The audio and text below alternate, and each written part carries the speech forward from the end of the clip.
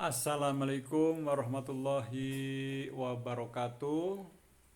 Bersyukur kepada Allah yang telah memberi berbagai macam karunia, kenikmatan iman, Islam, ihsan, kesehatan, rizki yang berkah, yang cukup, ilmu yang bermanfaat dan sebagainya, sehingga tidak bisa dihitung satu persatu kenikmatan itu.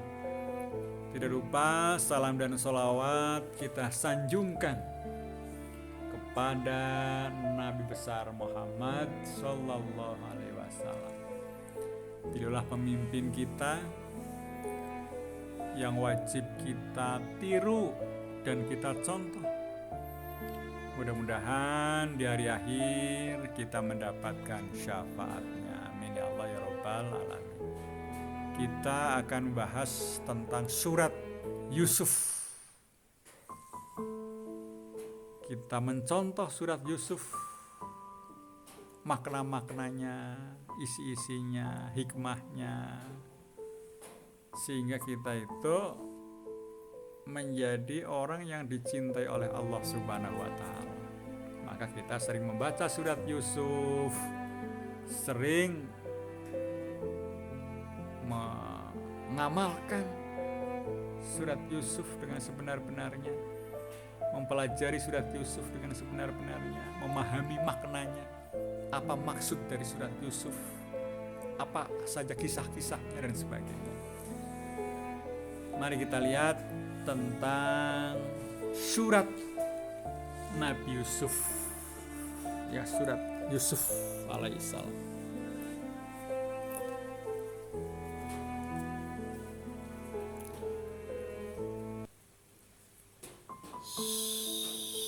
Surat Yusuf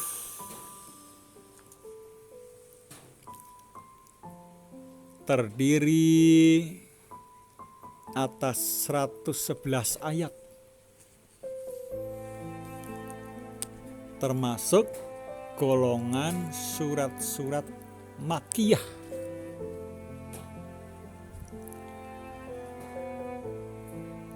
Karena diturunkan di Mekah sebelum hijrah.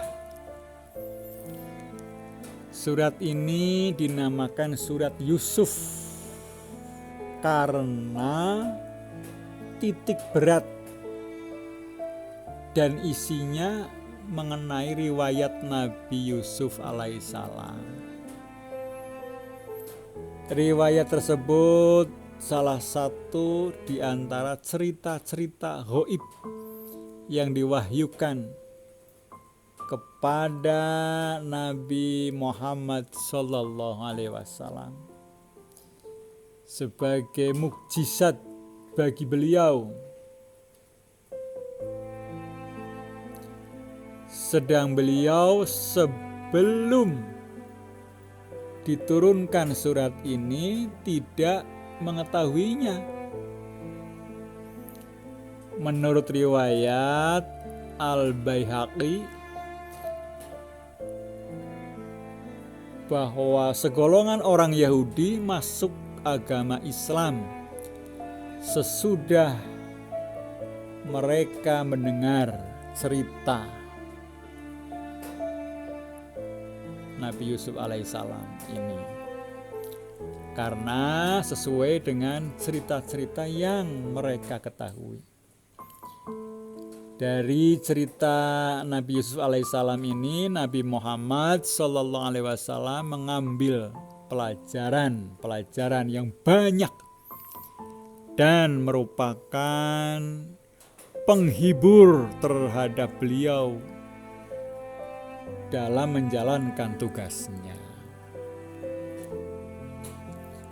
Pokok-pokok isi surat Yusuf ini, satu, tentang keimanan, kenabian Yusuf alaihissalam dan mukjizat-mukjizatnya. Ketentuan yang berhubungan dengan keagamaan adalah hak Allah semata-mata karena Allah lah yang berkuasa.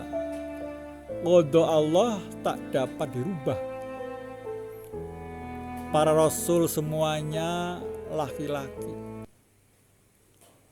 Tidak bisa dirubah. Kedua, tentang hukum-hukum dalam surat Yusuf. Keharusan merahasiakan sesuatu untuk menghindari fitnah.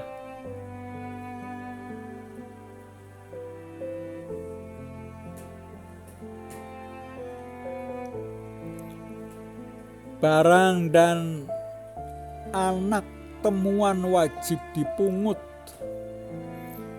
tidak boleh dibiarkan. Boleh melakukan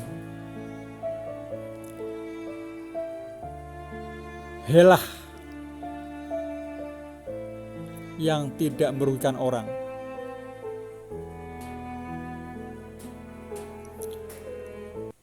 Untuk memperoleh sesudah kemaslahatan. Yang ketiga, tentang kisah-kisahnya riwayat Nabi Yusuf alaihissalam bersaudara dengan orang tua mereka, yaitu Nabi Yakub alaihissalam. Dan yang keempat, beberapa sifat dan sauri toladan yang mulia yang dapat diambil dari cerita Nabi Yusuf alaihissalam bersamaan dengan agama para nabi, ialah tauhid. Surat Yusuf ini seluruh isinya berkisah pada cerita Nabi Yusuf alaihissalam dan saudara-saudaranya beserta orang tua mereka. Cara penuturan kisah Nabi Yusuf alaihissalam ini kepada Nabi Muhammad SAW berbeda dengan kisah-kisah nabi-nabi yang lain, yaitu kisah Nabi Yusuf alaihissalam ini khusus diceritakan dalam satu surat, sedangkan kisah-kisah nabi-nabi yang lain disebutkan dalam beberapa surat. Isi kisah Nabi Yusuf alaihissalam ini berlainan dengan kisah-kisah nabi-nabi yang lain. Dalam kisah nabi-nabi yang lain, Allah menitik beratkan kepada tantangan yang bermacam-macam dari kaum mereka. Kemudian mengakhiri kisah itu dengan kemusnahan.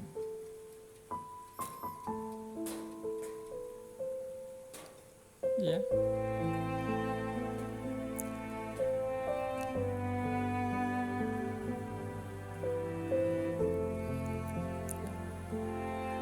Kemusnahan, kekalahan para penentang, para nabi itu.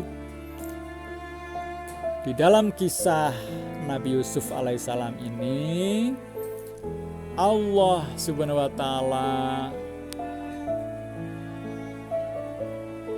menonjolkan akibat yang baik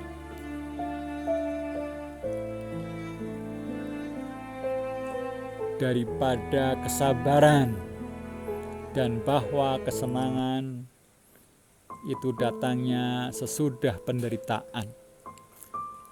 Allah menguji Nabi Yusuf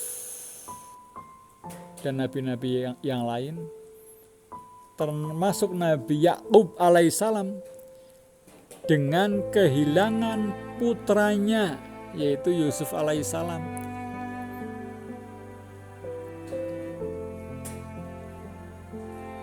Dan mengujinya. Nabi Yusuf diuji, Nabi Yakub diuji, ya. Kehilangan putranya Nabi Yusuf alaihissalam dan menguji Nabi Yakub itu dengan kehilangan putranya, yaitu Nabi Yusuf alaihissalam.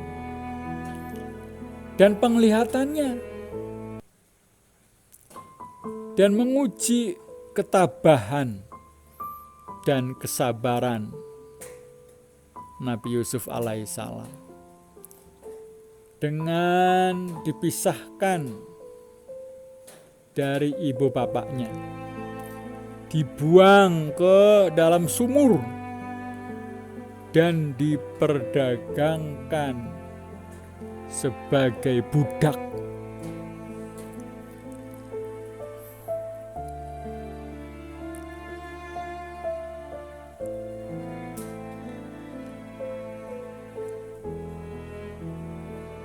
Lalu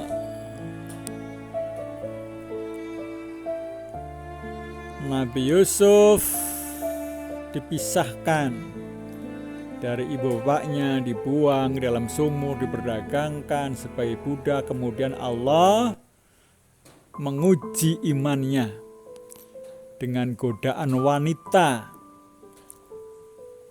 ya, wanita yang sangat cantik, lagi bangsawan, dan akhirnya dimasukkan ke dalam penjara. Kemudian melepaskan Nabi Yusuf alaihissalam dan ayahnya diberi segala penderitaan, cobaan hidup.